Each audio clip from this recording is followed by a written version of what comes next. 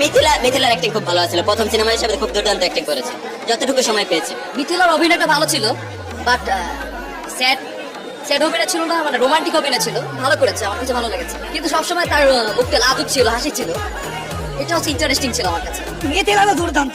এই সিনেমার ভিতরে মিথিলাকে আউটস্ট্যান্ডিং লাগছে, গ্ল্যামারাস লাগছে, এখন বিদেশি হিরোইনের মতো লাগছে।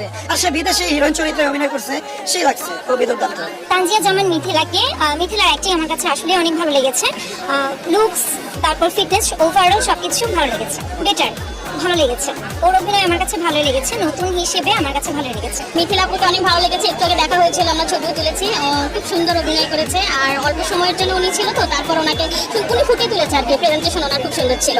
মিথিলা আপুকে সাকিব খানের সাথে এই সিনেমাতে একটু কম সময় দেখিয়েছে, যতটুকু দেখি। মিথিলার অ্যাক্টিং খুব ভালো ছিল। প্রথম সিনেমা হিসেবে খুব দুর্দান্ত অ্যাক্টিং করেছে যতটুকু সময় পেয়েছে। মিথিলার অভিনয়টা ভালো ছিল, বাট স্যাড স্যাড অভিনয় ছিল না, মানে রোমান্টিক অভিনয় ছিল, ভালো করেছে, আমার কাছে ভালো লেগেছে। কিন্তু সবসময় তার মুখটা লাজুক ছিল, হাসি ছিল, এটা হচ্ছে ইন্টারেস্টিং ছিল আমার কাছে। মিথিলা তো দুর্দান্ত।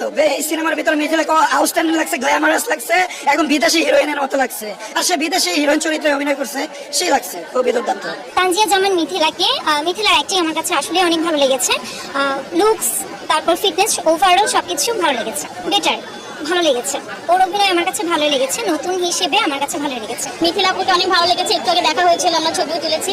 খুব সুন্দর অভিনয় করেছে, আর অল্প সময়ের জন্য উনি ছিল তো, তারপর ওনাকে উনি ফুটে তুলেছে আর কি। প্রেজেন্টেশন ওনার খুব সুন্দর ছিল। মিথিলা আপুকে সাকিব খানের সাথে এই সিনেমাতে একটু কম সময় দেখিয়েছে, যতটুকু দেখি।